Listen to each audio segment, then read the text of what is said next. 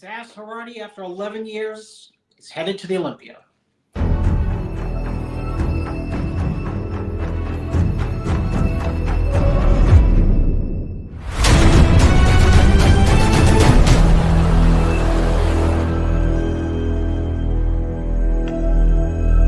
I created Species Nutrition with one mission in mind: to provide bodybuilders and serious athletes with no-nonsense supplements that work.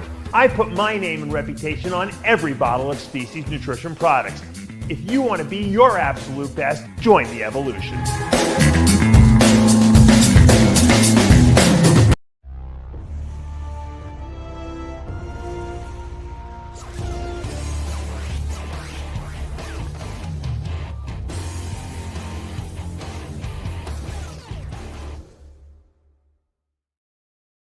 And we're live here at Heavy Muscle Radio. I'm Dave Palumbo, joined by the technician Chris Aceto.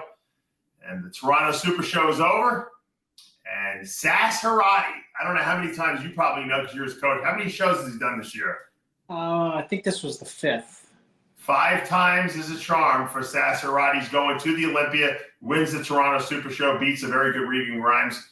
And some people are happy, some people are not. Well, Reagan's not, and Sass is, just like in Cal. Reagan was, and Sass wasn't. There's only 2 people. Yeah, I did a wrap up, Chris, on the show yesterday, because we didn't do the radio show last time. And I did a wrap up, and I looked. I really analyzed the pictures, and I analyzed the video, and I said to myself, you know what?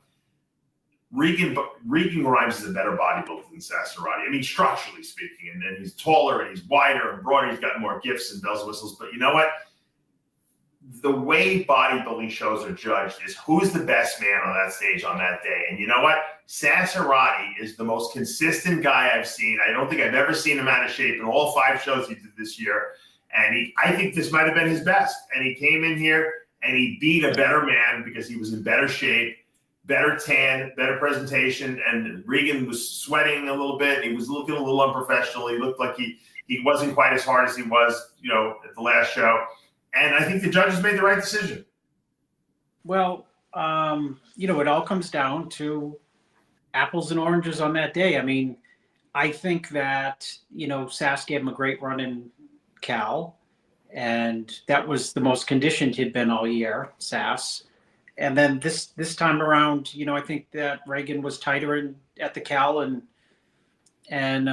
Sass had more roundness at this show. And I think that's what did it. I think it was last week. I think it was at the Cal. I think it was, Dave, unanimous first. But I always say this: you can get unanimous first, and it's a lot closer than the scorecards show. Sure. It just means that 5 judges said this guy is the better guy today. But damn it, it's really close. But I'm definitely going with Reagan. And then a whole different judging panel. 1 week later, I think it's only a week. Says, with a little bit different physiques in front of them. I think Sass was better this week, and Reagan was not as good as Cal, and there you go. And I think that therein lies the danger. And when I say danger, I mean it, really. I mean, the danger is that you can't. I mean, because Lee Haney went on a rampage this last week or 2, and he's been saying how the judging is not good, and they're going in the wrong direction. They're going to collapse bodybuilding, which I don't even know where this came from, to be honest with you. But you can't pick the physique that you like best just because you like that physique best. Just because Regan has a better structure, has better lines, and is more impressive on stage doesn't mean that he deserves to win every show, okay? Because Sass was better on that stage, and that's what the judge's job is, to pick the best man on that day. And it doesn't matter because you know what? Tom Brady is the greatest quarterback arguably of all time, right? If he has an off day and he throws 6 interceptions and his team loses, you don't just give them the win because Tom Brady's the best quarterback, right? I mean, he had an off day, and that's what happens. Regan had a day that wasn't as good as he was at the Cal, and Sass was better, and he wins. And Chris, that's very dangerous when people start saying that certain physiques should be winning shows and other physiques shouldn't be winning shows because it's not a good look for bodybuilding. Bodybuilding is the best man on that stage on that day. And that's it. That's all it represents. Well, lines can only will carry you if you're in tremendous condition, and condition will only carry you so far. I mean, they're just one part of the equation of what wins shows. I mean, you can be lights out condition against somebody with kind of sort of soft glutes and hams, but a lot rounder than you, you know, bigger than you. And the condition, while important, is not the be all end all. It's at the end of the day, it's what's in front of you. You know, it's shape, it's condition, it's size, flow. I mean, polish. There's so many things that go into weighing who's going to win a show. And it's not, as you said, always quote the best physique in terms of, you know, structure. I mean, Dennis Wolf, if we want to talk about structure and best physiques, you know, Dennis Wolf was, you know, he always generally lost to like a Kai Green. And, you know, certainly his structure was better, his flow was better, insertions better, but at the end of the day, when he was going up against Kai, in that case, total amount of mass and, you know, key areas of condition would win. Yeah. And I mean, arguably, if you remember that show, what was the Olympia? I think he was third. Remember, he was actually beating Jay in a few shots, and because he was so big and wide, you know, he obviously from behind he couldn't beat Jay, but from the front and sides, you know, he's just enormous. But you can't give the guy just because you like the way he looks. You know what I mean? It's the best body on that stage on that day. And that's the way bodybuilding has always been. And it's going to continue to be into the future. If, you know, sometimes there are shows we've seen where there are guys that we never in a million years thought would win a show. I mean, Branch Warren proved so many people wrong, right? This was a guy that people said structurally he's not good enough. He'll never win big shows. He won 2 Arnolds. He was second at the Olympia. Because he was the best guy on the stage on that day, you know? Yeah.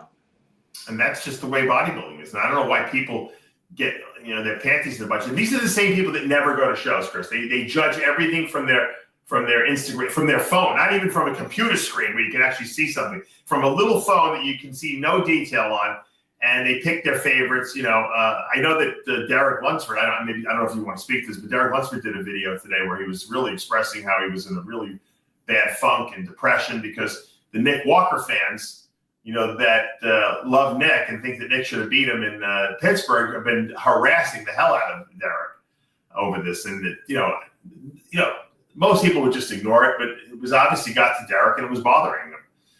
And I think that you know, fans are great, but you have to learn if you're going to be at the top of the heap, so to speak. If you're going to be a celebrity in a bodybuilding world, and you're going to be a top Mr. Olympia guy, that you have to ignore the noise. If you can't ignore the noise will destroy you. You know, and we've seen great bodybuilders be mentally affected by that, and when we've seen great bodybuilders ignore it, I don't think Jay Cutler cared what anyone said about him. That's for sure. Yeah, I know Jackson didn't care. I mean, when Derek won, a lot of people didn't think he should won. And when Hardy won, well, the first time, I mean, anytime you win, regardless, there's going to be fans that don't think you should have won. It goes back to they go with their favorite bodybuilder. Sure. When Ronnie used to win, Jay had his fans that were always pissed off, you know, that Jay didn't win. Yeah. So. Well, the fans can maintain their vote at the People's Choice. Right. That's what People's Choice is for. Yeah, well, but the point is that, you know, people, that's the video that Derek was speaking about. But, you know, he got a lot of hate for it, but you have to be mentally tough as Mr. Olympia. When I think about the Mr. Olympias that were the most successful over a long period of time, Dorian Yates, Lee Haney. Lee Haney really didn't have to deal with the media that much, but still Haney's in there. Dorian, Ronnie. I don't think anything bothers Ronnie. It's impossible. Yeah, but they those, no matter what you say, they were not bodybuilders in the social media age. And I don't believe for a second. Listen, 2001, you could go. You don't know how Dorian would have reacted. He's not that mentally.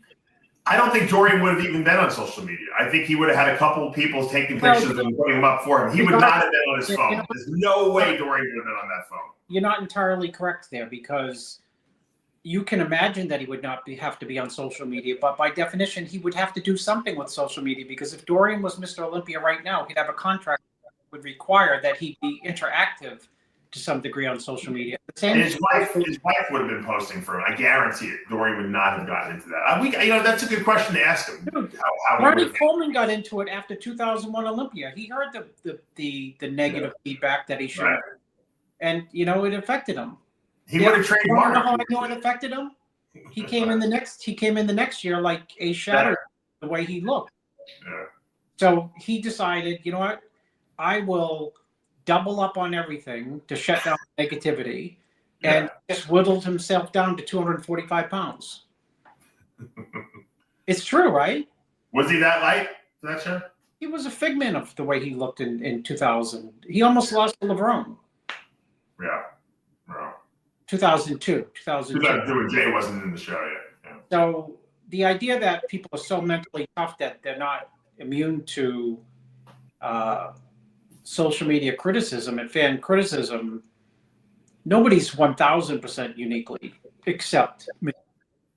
But it's part of the game now. So it's I'm sure Samson, when he got third, had all his fans telling him he got ripped off, and when he won, he probably had all types of people telling him he got a gift. Yeah, no, he was upset. I know he was a little out of it too after that. Dave, by definition, don't forget, Trump is the president. Half of the people hate him. Yeah, didn't vote for him. No, I probably hate him. When Obama was the president, half the people hated him. Yeah. So when you win the Olympia, you win the Arnold, you lose the Pittsburgh, you win the Pittsburgh, half the people are gonna, rah-rah you, and the other half are gonna poo-poo you. That's just the way human nature is. Right. It's only when you get a mega slam dunk, I think the last mega slam dunk we had was Hardy at that Arnold. Yeah, he was unbelievable that show. What do you think about what Lee Haney said? I mean, because if it was up to Lee Haney, probably he would just pick the guys that he liked structurally, and he wouldn't reward any guys that weren't structurally gifted. Well, I didn't watch what he said, so just fill me in and I'll accurate. Well, he said that bodybuilding is going the wrong direction, which I totally don't endorse at all. I think he's delusional to say that. I think that if you, by any metric of measurement where bodybuilding is going, or the sport is going, and by bodybuilding I mean men's open, classic, men's physique, wellness, bikini, fit model, all of it, total number of competitions a year, prize money, I think it all points to that it's gone straight up in the last 6 years. In the last 4 years in particular, it's just exploded. So I think that negates the idea that it's getting ready to fall off a cliff. I mean, if I wanted to have a show tomorrow, Dave, or with you, and we called it the RX Muscle Amateur whatever, and we held it in New York, Florida, North Carolina, Virginia, we'd probably end up selling the place out with tons of competitors, because the participation rate is through the roof. Right. No, you're right. You're right. And it's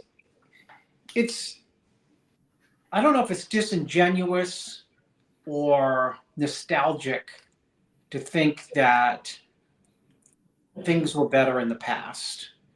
I think it's both. But it's definitely nostalgic. Listen, when I'm in the car and I'm listening to some 80s music, it takes you back to the 80s, right? So, I mean, you could relate to it. I understand now why my father would watch old movies, like from his childhood and stuff like that, and watch, listen to music that he listened to when he was younger, because it brings you back to that time period. And I think that when Haney really isn't involved necessarily in current modern bodybuilding, he's not really critiquing the bodies. He's not like, we're still in it. You know what I mean? So we can respect it, and we really appreciate the physiques we see. Whereas he's thinking, man, it was better back in my day, because that's, the physiques were prettier, and, they didn't worry about, the guys weren't taking as many drugs and all this stuff. And so I think, we all want to resist. At some point we hit an age where we resist change. And I don't know why people do that. It just seems to happen as we get older. maybe because you want to kind of slow down progress because you feel like it's slipping away from you. Is that a possibility? Yeah, I mean, I think that's a very legitimate perspective to view the difference between like now and then, or it's a reason why people reflect between bodybuilders today and like the golden age. You know, I know there was a quote golden age period, and I know there was like a 90s and 2000 period. But we're at where we're at, and I always think it's just, you know, it's unfair to compare like, you know, how would a boxer do the heavyweight champ of the world now versus, you know, Mike Tyson versus Muhammad Ali versus, you know, Jack Dempsey. We're in the times that we're in, and you should only compare the champion really in any sport to who he's competing against now. That's all you can do. Otherwise, it's just conjecture. But it gets into this idea that, oh, we were better back then. You know, and I think everything progresses. You know, if we didn't have times in the 100 meters, Dave, to be able to time people, you know, in subjective sports, you can say, well, we're better back then. You know, and there's no measurement to say like, oh, the music was better in the 80s than it is now. How do you measure that? In track, you measure it by numbers. In weightlifting, you measure it by numbers. In swimming at the Olympics, you measure it by numbers. In bodybuilding, you can't because there's intangibles. But obviously, all these sports are, quote, progressing and not falling off a cliff because people are shattering records every 2 or 3 years, meaning they're getting better. And in bodybuilding, we don't have that metric to measure. So it's easier to default down to like,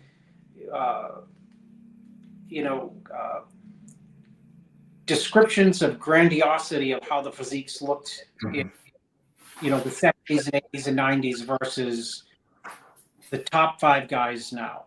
I mean, you could take any of the top 5 guys now and put them in certain Olympia lineups. And I mean, tell me how they place. I mean, you think Hardy, Derek, or Samson, who have each won the Olympia the last like 3 years, would not give a lot of great bodybuilders hell? I do. Yeah, I think so too. You know, and then the other thing is, you know, in terms of progress, one of the exciting things about bodybuilding right now is, yes, the Olympia title, I feel many people can win it this year. But by definition, you had Samson win it, you had Derek win it, you had Hardy win it. 3 years, 3 different athletes. So it goes back to the show that you just reviewed from Toronto.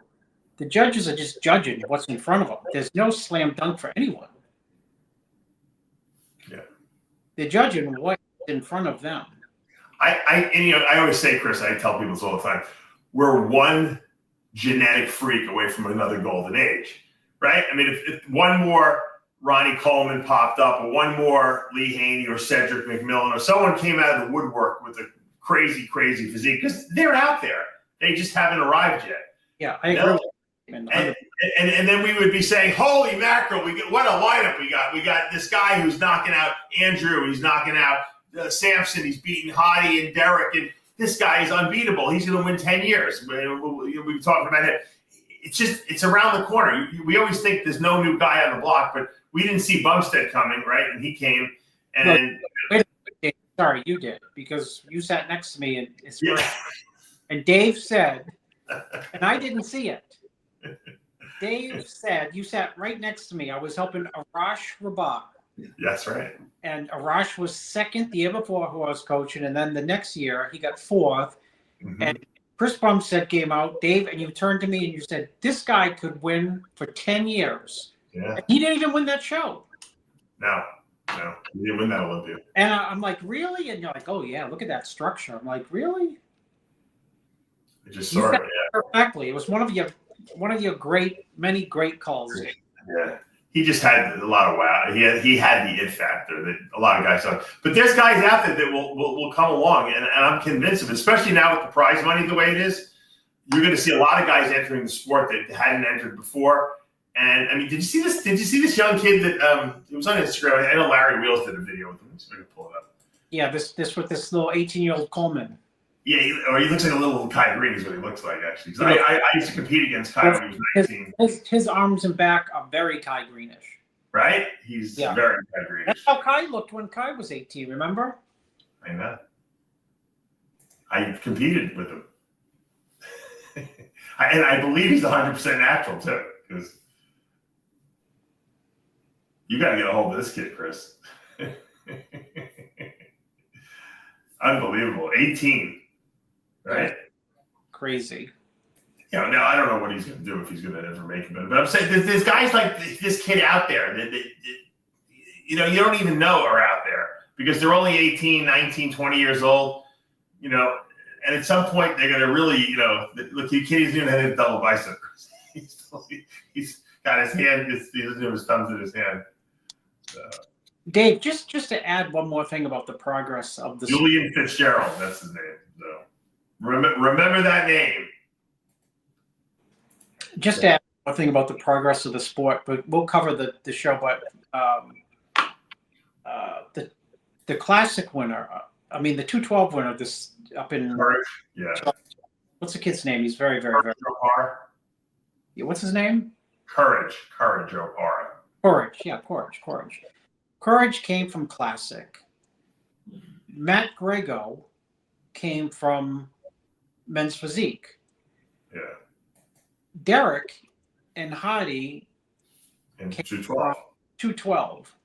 So just like if we didn't have 212 divisions, we wouldn't probably have those, but those were important feeders, as was the men's physique, for those people graduating to a whole another division and winning big shows. And the same thing is for so the point is as opposed to the sport falling off a cliff, not only are the divisions expanding, but you have people moving over or up from other divisions and qualifying for Olympias, which you would probably think would be unfathomable. Which is what we predicted that in the beginning. The important point, Dave, is it gives them the opportunity to be competitive and to train and to grow into a men's open physique, or in this case, a 212 physique, or a classic physique where they were competing in divisions before where they clearly weren't carrying the amount of muscle that they're carrying now. No, we said it in the beginning. I think a lot of people didn't believe it because I think they thought that people were going to stay in specific divisions that they were in. But the truth is that a lot of these divisions are feeding. If you could be a great men's physique pro, you probably could be a great classic guy because that means you have good lines, right? If you're in men's physique, assuming you have legs. And if you could be a good classic guy, if you can put on enough size, you can be a good open guy. So it totally makes sense to see these divisions feeding the open division because especially young guys that have good success. If you're 22 and you turn pro in men's physique or classic physique, by the time you're 28, you'll probably be in the open division if you keep growing. And that's what you want to do. So I think it's a great idea. We said it from the beginning. We're seeing it now finally. It took probably 10 years, but we're seeing these guys. Look at Logan Franklin. He was a men's physique guy too. And he's a legitimate guy now in the classic division. So I suspect he can go to open if he wanted to, right? Yeah, I think so. It's after seeing Courage, it's in the cards for a lot of people. I always thought like, wow, this guy looks like a, not a open bodybuilder, but I always thought he had a bodybuilder's physique, and he was in the classic division, and he did well. Lee Haney should be encouraging the classic guys to go into the open, since that's what he's the physiques that he likes. Well, I would agree with that. Or celebrate the classic division all by itself because it's unique, just like the men's open, just like the men's physique. They're all very unique divisions with very unique bodies, different, and that is the litmus test for growth. Is the sport growing? The sport in its entirety is still on a very straight up trajectory in terms of everything, the way, competitors, shows, participation, pro shows. I mean, look at all the pro shows that we have. Yeah. Or they have, or who has. There's everywhere. I think a metric of whether an industry is growing is how much money is coming into the industry. If we just judged it by the prize money in the men's open, look at the Olympia and look at the Arnold. I mean, Pittsburgh, New York. We're going to hit. Dubai. Yeah, like you said, we're going to hit. Millions of dollars in prize money that's going to be given away to the men's open, and that's a sign the sport's growing. How about let's look at the subsidiary? Are the promoters making more money? These guys are doing it full time. You mentioned it to me right before. You said these guys actually have full-time jobs. They're filing taxes because that's their job, promoter. What about the coaches? You said this also, $100,000. Most coaches, a good coach makes over $100,000 a year. That means there's more money coming into the industry. That means the industry is growing and flourishing. And that's a good indicator. The supplement companies are doing well too. So everyone is feeding each other, even though the industry itself has changed. And I think that's where some of the older guys have a problem. They're not, Blackman had this problem with that. He didn't understand social media. He didn't understand online. He only understood magazines. And when you come from a magazine era, Lee Haney comes from a magazine era. I love the guy. He's a great guy. But that's what he understands. He doesn't understand this whole social media marketing yourself thing. Weider gave him a contract. He signed on the dotted line. He did the photo shoots. He did the guest poses for Weider, and he collected his money. That was easy for him. But in today's industry, not everyone can be Mr. Olympia, but yet you can still make a very good living. And that was always my goal, and I'm sure yours too. I wanted to be able to make a living from it. I didn't care if I was a pro or if I had won Mr. Olympia. I wanted to be able to make a very good living for myself doing what I liked. And well, Dave, you were the Sasan Heirati of the amateurs. But today, what I did back then was an anomaly because most people didn't do what I did to make money as not being a pro.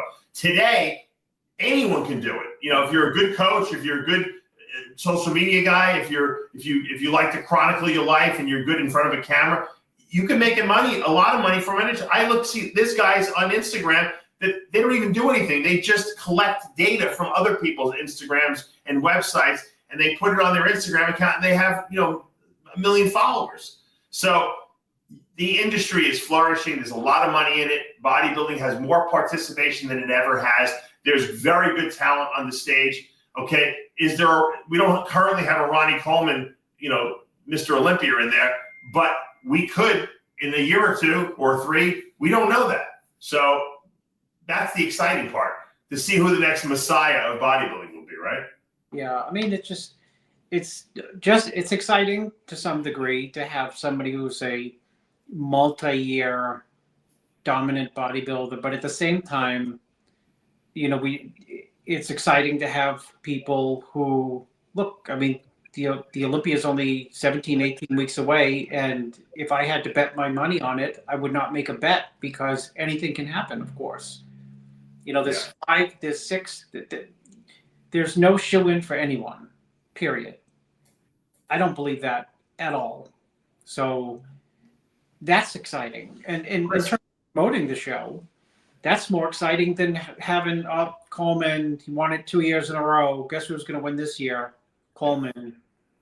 Look at how many former Mr. Olympias have qualified. Now, we probably won't see Big Ramy, but we have 4 Mr. Olympias going to be in this show. That's crazy. If Dexter was 5 years younger, he would definitely make a comeback. He'd do every show. Dexter's got to be like, I did 50 shows in 3 years. I do now with prize money. Right? $750,000. Dexter would have fucking done anything to win that show. Believe me. Oh gosh, yeah. He'd be on his A game. He must be like, man, $750,000. He'd peel the skin off the KFC cake starting 6 weeks out rather than 3. Do you think that the Arnold lineup in 26, because of that $750,000 prize money, you think we'll see the whole Olympia lineup there? Yes, 100%. I think we will. I think we might see the whole lineup there. Yeah. The entire lineup is going. The whole top five. Yeah. Then they're all going to go to the Olympia as well. I think we're going to see guys doing 2 shows a year now. I think, very, very regularly. I don't think there'll be any times. Dave, the answer to that is a slam dunk, yes. And just as I said, or we've said, or many people have said, there's a lot of people who can win the Olympia. What's interesting is, about the Olympia or the Arnold, there are 2 shows in one already, right? Because it's a 2-day show. And just because the judges have you first in prejudging does not necessarily mean if it's close, you're going to get first in the final. So it's like 2 shows in one. And then you have the 2 shows in 1 year that probably, most likely, most, if not all the guys are going to, head from Vegas, turn it around and head to Ohio. Because how do you pass up the opportunity for that type of money? And that means just because you won the Olympia, it's no slam dunk for the Arnold, as was proven with Samson, and Derek this year. Well, we've had an exchange of titles for 3 years in a row now? 4 years in a row? We had Hottie, Derek, Samson. And who won before Hottie? Ramy? I don't even know. I can't even remember. Ramy? Yeah. Ramy. Yeah, so I mean that's crazy. I mean, to have never in the history of the Olympia have we had that happen ever. You had Ramy was dethroned, and then by Hottie. Hottie was dethroned by Derek. Derek was dethroned by Samson. And anything goes this year. We don't even know. Excitement, Dave. No excitement. Speaking of excitement, since we're showing off young talent, because the young talent is going to be the future of our sport. My point is, what do we always say at these shows too? Like, at least with 2 of the guys in the top 5, we always will say he was better at prejudging, or this guy was better at finals. That's the closeness of the competition. Right. Yeah. Yeah. And this is since Roden 18, Curry 19, Ramy in 2021, then Hottie, Derek, and Samson. But yeah, I mean, Ramy won 2 years in a row, so that kind of broke up that single change of the title. Obviously, and we've said this before, I hate to say it because he's no longer with us, but I think Roden would have won. He might still be Mr. Olympia if he didn't get hurt. He could have won for another 5-6 years for sure. Even at that older age in his late 40s, I think he still would have been winning because I don't think any of those guys were better than him. I really don't. So yeah. But we'll never know that. 25. This guy says Andrew Jack in 25. You never know. You never know. That would be a real shocker if he did that. That would be great. But let me. I want to pull up this one kid since we're giving props to young kids today. This 17-year-old Chris. You see this kid? He benched. No, it's not official, but he benched 945 pounds. 945. Yeah, 17 years old. This kid is. Let me see. I gotta see this, Dave. It's crazy. The fact he's even holding that much weight over his chest is incredible.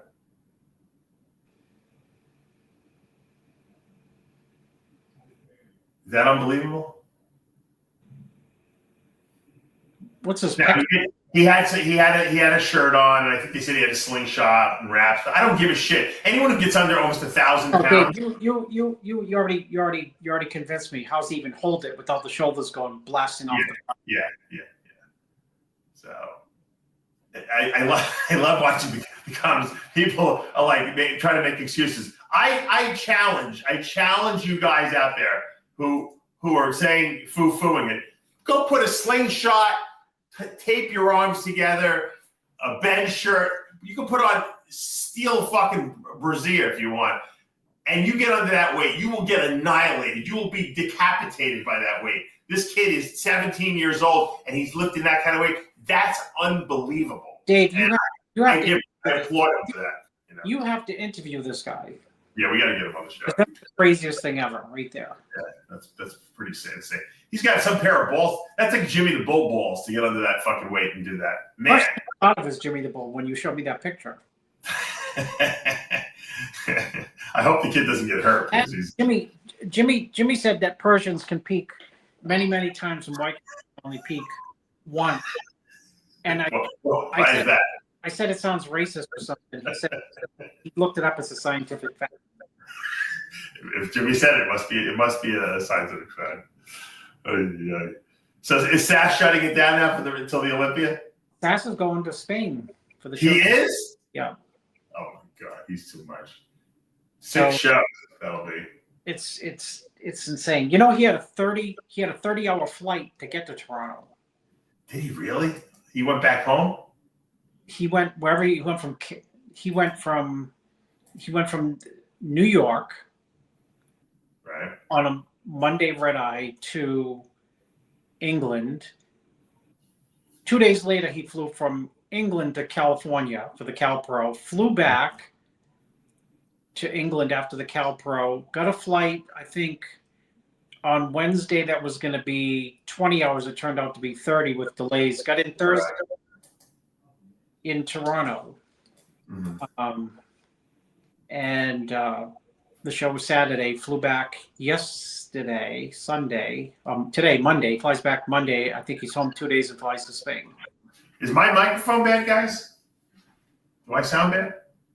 These guys in the comments are saying about microphones. I'm using a new camera, so I don't know. I need feedback. Is the microphone not picking up with the camera? Maybe I need to use a different microphone. I thought it was working. Looks like it's working. Oh, all right. So it's not working. All right. I got some other microphones I bought. I didn't hook it up because I thought the microphone we always use is working fine. I have a wireless on. Oh, all right. Sorry, guys, about the microphone situation, but it'll be remedied for next week. All right. What else did I want to talk about? The classic division of the 212s, of the Toronto and the. Yeah. Make the announcement who won. Dave don't know. Yeah. It's okay. Cover it next week. No, we're gonna cover it. Courage. Opara Classic winner, Sid. You helped him, right? Yeah, that's why I mentioned it. I wanted to get my accolades, Dave. Yeah. So first of all, how did you start working with him? I have a picture he sent me. I met him in 2018. He came to my room after, I think it was 18, after he got 5th at the Olympia. He was 5th in the Olympia one year. Mm-hmm. And then he was my interpreter in China in 2019 when I was there. And we talked about working together then. And then he contacted me this year, only 6 weeks out from the show. You know when you're 6 weeks out, Dave, and you're not lean and you're not fat, you're not big and you're not small. It's like the worst position to be in. I call it the fat and flat stage. Yeah. Yeah, where you can go either way. You can either just not get down, but also if you eat a bowl of pasta, you look better, but you're really not lean still. Yeah. So, I mean, he's a great champion. Before I met him, but I just wanted to give him his props. Yeah, he's going to the Olympia now. How do you think? Huh? How do you think he'll do at the Olympia? I think because of his structure, he'll get a decent look. It's like, I mean, these shows are so competitive. The answer is I don't know. I mean, there's a long time to improve his physique. He needs to back thickness, as you can see there. Yeah. He posted that because he's so excited about the glutes and hams and back deep. He's never had, of course. Yeah.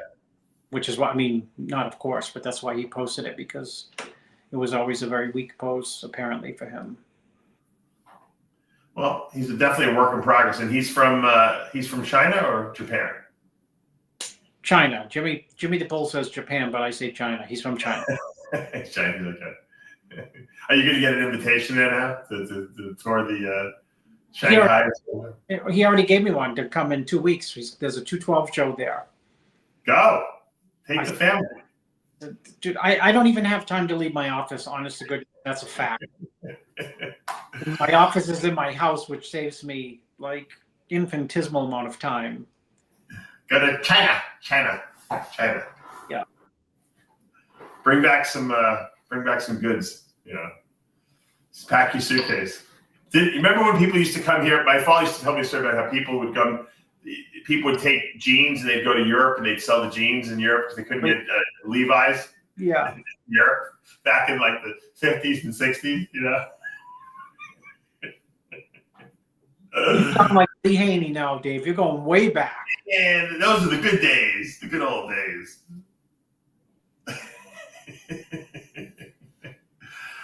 Pull up Courage Opara, if you can. I want to talk about 212. We mentioned him earlier. I know you were a big high on Courage Opara's physique when he was winning classic physique shows, and he looked like he was all natural. He looked like he'd been training for 2 weeks, and his structure was so good, but he was small. Now he's a legitimate 212, open, well, not open, but he's a bodybuilder now. He's not a classic guy anymore. Wins this first 212 show. I mean, how far can this guy go, do you think? He is going to do pretty well this year. But he's going to do very well going forward. I think he's going to do pretty darn well this year. You know, the only knock against him right now is the back double. And that's the only knock, really. All the other poses, he looks great in. Great side chest, great side tricep. I watched the show in detail yesterday. And very good structure. He just was really dominant on the side chest and side tri. Most muscular, just the flow is there that makes him look a lot bigger than he probably is. Isn't that funny how you say makes him look a lot bigger than he is? I guess it doesn't even matter. Look big in the most. He doesn't have the thickness of these other 212 guys, but he's structurally so good, that he can beat guys that are bigger. Who's the best guy on stage?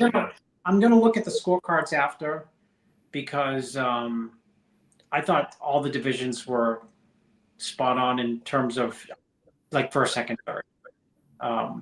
But he just, there was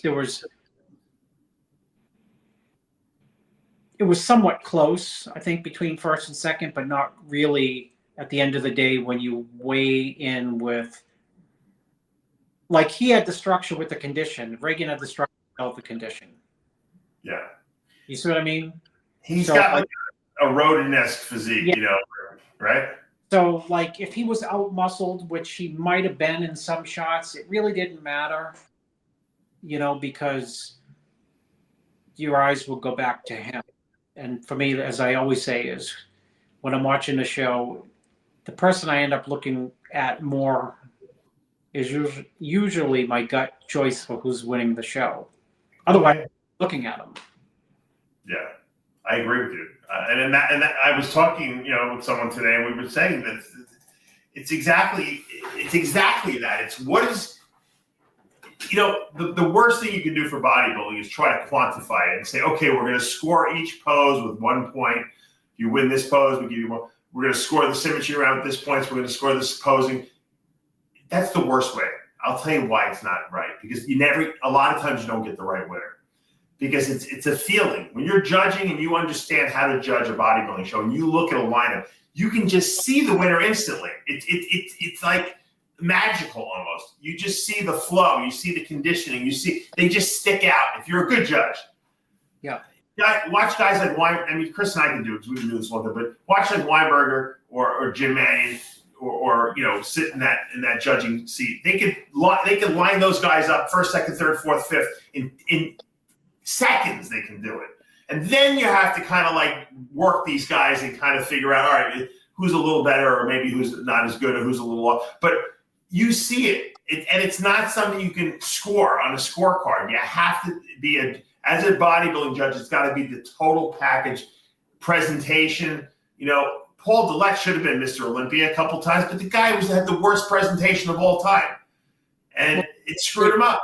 I'll give you the example of that, which I didn't comment on from the Cal Pro, because I coached SAS. Mm-hmm. I added up the poses, so I try to quantify it, and I don't believe in that. But just to play devil's advocate, I had SAS winning more poses for sure than Reagan and Cal. And guess what? I looked at Reagan, I think, a little bit more in that in the video than I looked at SAS, which I just told you the person I end up looking at mostly is the person who wins. So did he lose more poses? Yes. Just because you lose more poses doesn't mean overall you're just better that day. That's a hard one pill for someone to swallow. Of course, you can win more poses and still win, and that's definitely a big factor, winning more poses. But the unquantifiable is it's the whole entire package. Everything counts. Tie-ins count, which you can't, very hard to quantify. So judging is essentially boils down to, I think, what you just said, which is picking the person who sticks out the most, and it's not necessarily the biggest, the most peeled, the best person's shape. It's a whole combination of those things, and a lot of times that does not come out on videos, and it does not come out in pictures. It can, but not always. And in fact, I text someone at the show in Cal, and I text people who I know who are at Toronto, and I just wanted to know their opinion, because based on what I'm seeing, on video and pictures, I have one perspective, or perception, which is different than perspective, because they're right there. They have a different perspective than what's my perception. They're kind of a little bit different, and both people nailed the show. Like, I asked someone last week, who's winning the show, and he said, "I'm not sure. I think I got Reagan." And then the same person this week said, same exact person, "I got SAS." And they're right at the show. I remember, you were at the show with me. It was one of the Tampa pros probably 10, 12 years ago. And remember LaToya Watts? She was a great figure competitor. She won a few Olympias before she retired. But but this is right. She had just won the USA the year before, and this was her first pro show. Oh, yeah. She was clearly the winner. I mean, she was so, you couldn't miss it. And they put her fourth. And I was talking to one of the judges that we're friends with. I'm not going to mention his name. And I said, how could this woman not win the show? I don't understand it. It doesn't make sense to me. He's like, no one knew what to do with her. We didn't know what to do with her. I'm like, what do you mean you didn't know what to do? Well, she didn't. She looked so different than everyone else. I said, yeah, she looked like the winner, and everyone else looked like second, third, and fourth. I said, how did she wind up in fourth place? Now, after that show, she never, ever, I don't think she lost another regional show after that. She won every, open pro show that she did, and she won the Olympia a couple times and the Arnold a few times, and she had a great career. But that's sometimes, that's an example of someone that's so clear-cut the winner that you have to be nuts to not to pick them. But sometimes people, when they see someone like that, they don't know what to do with them, and they made a mistake the first time, but then they, obviously they corrected that mistake, and it never was done again. But that's what judging, you see it. It's so obvious that there's no doubt sometimes when you see the winner, and you can't quantify it necessarily, like you said, with points, because tie-ins are so important. Taper, V-taper, that's your thing. Cap delts, the way that the waist flows into the quads, and you can't put that into a scorecard. And that's why bodybuilding will never be in the Olympics. I'm sorry, Ben Weider, may you rest in peace. It's not going to be in the Olympics. Might be in the enhanced games, though. Well, maybe we can fold one of the sports into the Olympia weekend. Take one of the Olympic sports and put it at the Olympics. Yeah. All right, one more thing I wanted to bring up. Something I've been saying for years, Chris, and let me see if I got it queued up right. Hold on. No, it's not queued up. Hold on. When I go to the gym, I've always said for years, people always ask me, how much rest should you take between sets? And I always felt that 3 to 4 minutes for heavy movements was ideal. And people say, "Oh, that's too." I see guys in the gym. They're running around. They take 30 seconds rest between exercises. New study came out. I don't know how official this is. It supposedly came out in the Journal of Strength and Conditioning Research, and they looked at the best amount of rest to take to get the most hypertrophy in a muscle, and it seems like 3 minutes rest between sets can build up to 93% more muscle than resting only 1 minute or less. And that does not surprise me one bit. Does it surprise you? I will add to that. Okay. Just because you feel like the workout is working doesn't mean it is working. Mm-hmm. Put that in the Chris Aceto book of lists. And just, Dave, just because the workout feels like you're burning a lot of calories does not mean it's burning a lot of calories. Mm-hmm. I always felt when I lifted in the gym. You are right, Dave. If I took more rest, like up to 3 minutes, usually 3 minutes was ideal, like 3.5 minutes, I was able to lift so much more weight than if I only took a minute rest. Bench presses was and squats were like the complete. For me, that was like the experiment that proved it all. The longer I rested, to a certain degree, obviously, because you don't want to cool down either, the better, the stronger I was at the set I was doing. And so if you're bench pressing 405, okay, for reps, you got to rest before from 315 between 315 and 405, you got to rest, or you're not going to recover enough to be able to lift that weight. And if you can't lift the weight, and let's say I get the weight 6 times. But if I only rest a minute and a half, I can only get it 2 times. I'm not going to grow as much, and that's just logic. But you know what? I'm glad they quantified it in research, because I tell a lot of guys out there, your weight training should not be cardio. You can't combine the two. You can't turn weight training into cardio and expect to build muscle or retain muscle while you're dieting. Rest. Weights should be done in interval type training. Dave, fast explosive movement. Take your rest time and then do the next exercise. The weight you use trumps time under tension every time. Yeah, as long as you're doing full range of motion. Yeah. Well, you're not doing 1/10 partials, but the weight you use, write it down, trumps time under tension every single time.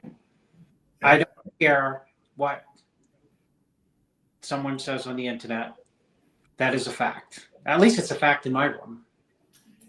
Every bodybuilder we've ever known, I mean, aside from some of the genetic freaks like Paul Dillette and Vince Teller, putting them aside, even the Lavronis that were genetic freaks, they all lifted heavy weights. They took a lot of rest between sets, and they did full range of motion. And from the Nick Walkers to the Dorians to the Ronnie Colemans, everyone rests. You got to rest if you're going to be lifting maximal weights.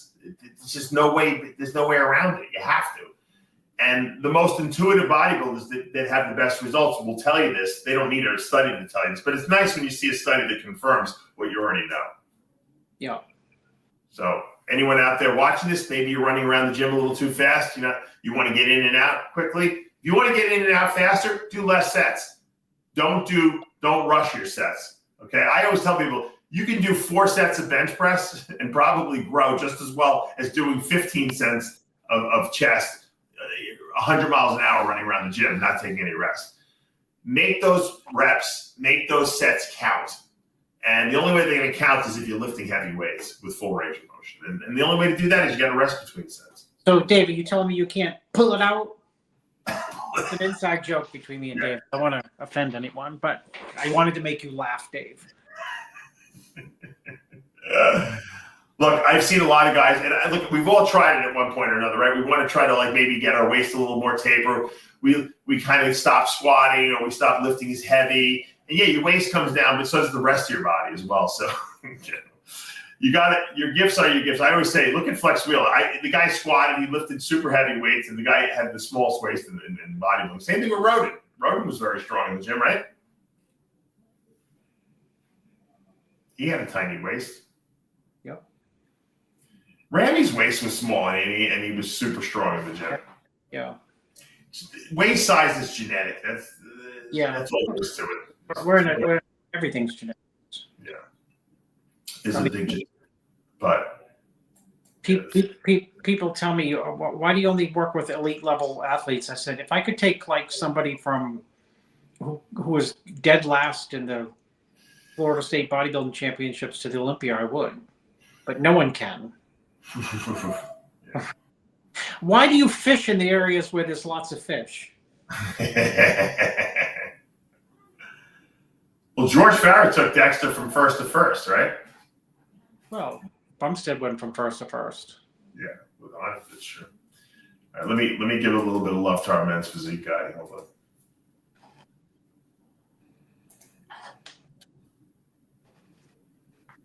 Drew Cullen wins the men's physique pro, going to the Olympia. Congratulations. Looking really good. So, best tattoos in the show. I think Toronto was great. I still can't figure out. I have to talk to Ron Hayes, who runs that show. Why do the Canadians love to do the bodybuilding show on Sunday? I never understood. Sunday's the day you should be resting and getting ready for Monday work. Why do they do it? They do that in Europe too sometimes, the Sunday shows. What's with the Sunday shows? I don't know. Maybe it's the French influence on the eastern half of the country. I don't know why they do that. They love the French shows. I mean, they love the Sunday shows. They've always done it over there. I know they do the amateurs on Saturday, but I like it. It ruins my entire weekend when I have someone in the I know. Then you got to go back Monday, and it's like, you lose a half of you lose your week because Monday's so busy.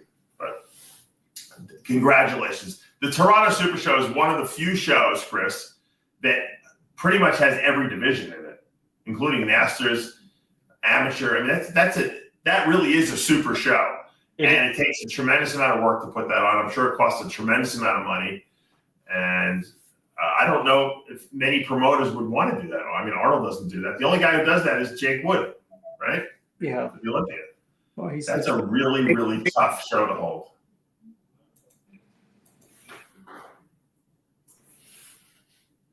I can't hear you, Chris. He's the Jake of Canada. Yeah, he's the Jake of Canada. Right. Let's see. How many I'm looking at the results from the Toronto show. It was only a 1-point decision between Sasan and Regan. Oh, I'm sure.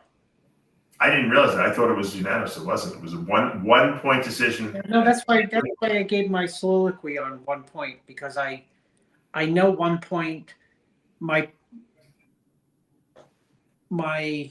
point was that Reagan won unanimously, and I would say that show, if I was judging it, was a very slim ones. The scorecards tell you a lot, but they don't tell you. Bottom line, I'm not surprised Sass won by a point. Yeah. Where's that, on the NPC News? The IFBBpro.com. You can check out all the scorecards, and wow, they had so many divisions here. I can't even believe it. Yeah. I'm not going to announce every name because you can go on the IFBBpro.com and check the results for the Toronto Pro Show. Sid's got it. Thank you, Sid, for pulling that up for us. And there it is, 1 point. Sasan Heirati. I'm surprised that we didn't have a tougher lineup. There was actually a better 212 lineup. There were more guys in the 212 division than there was in the open division. If you look at that, look at how deep that lineup was. Dave, how much did Branch win the Classic by? Oh, you're keep going, Sid. Down to the Classic. Probably a point. You think it was that close? Yeah. It depends on the skill. Well, okay. No, you got unanimous first, Chris. Okay. All right. Yeah, it's so weird. I thought he would win by unanimous or 1 point. I'll give you the reason why. Right. In prejudging, the guy who got second looked denser and harder muscle to me, especially the back double. Yeah. But I thought I weighed in everything, meaning classic lines, and I thought, okay, classic division, it should be comfortable win. But then thinking, like, I wonder if judges are going to weigh how much. See, this goes into the nuances of judging. How much they're going to weigh in, like, density and, quote, muscularity, meaning density, in that placing. So I was conflicted on. Duran was in the class. And I bet. Okay, I bet.